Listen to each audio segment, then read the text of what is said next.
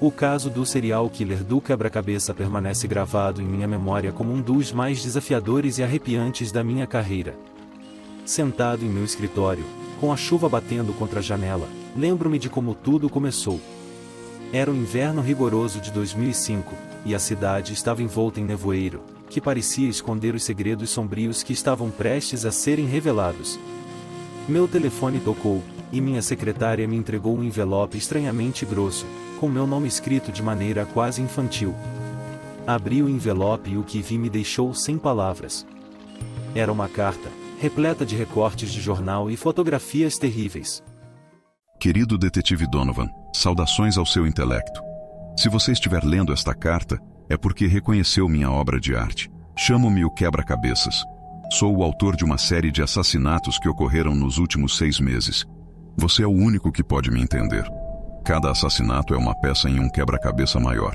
Minhas vítimas são cuidadosamente escolhidas, e cada uma delas é uma parte vital de minha composição. No entanto, estou disposto a fazer um acordo.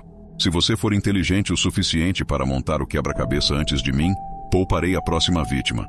Senão, ela se tornará mais uma parte da minha obra-prima. Atenciosamente, o quebra-cabeças. Meu coração começou a bater forte em meu peito. Aquele serial killer estava desafiando minha mente, me colocando em um jogo mortal. Com determinação, peguei a carta e os recortes de jornal e comecei a montar as peças desse quebra-cabeça macabro. O primeiro crime havia ocorrido há 6 meses, uma mulher encontrada esquartejada em um beco escuro. Os detalhes eram perturbadores, cada pedaço de seu corpo havia sido disposto meticulosamente em um padrão estranho. A segunda vítima foi um homem encontrado em uma floresta, seus órgãos dispostos como peças de um jogo de xadrez. Os crimes continuavam, cada um mais intrincado do que o anterior. Eu estava determinado a parar esse assassino e decifrar seu padrão. Passei noites sem dormir, examinando cada detalhe, conversando com especialistas forenses e psicólogos. Eu precisava entender a mente do quebra-cabeças para antecipar seus próximos movimentos.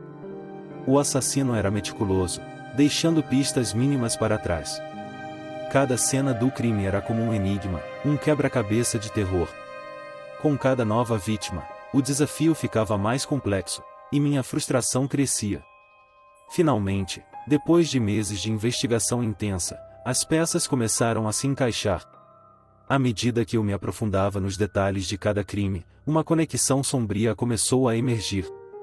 O padrão que eu identifiquei era a maneira como o assassino estava usando suas vítimas como peças em uma espécie de obra de arte macabra. O serial killer escolhia suas vítimas com base em características específicas. Todas as vítimas tinham algo em comum, eram indivíduos com habilidades ou características notáveis. Por exemplo, uma delas era um músico de renome, outra um jogador de xadrez excepcional e outra ainda um matemático prodigioso. Essas habilidades ou características eram cruciais para o quebra-cabeça que o assassino estava montando. O assassino desmembrava cuidadosamente o corpo de cada vítima e organizava os membros ou órgãos de forma altamente elaborada.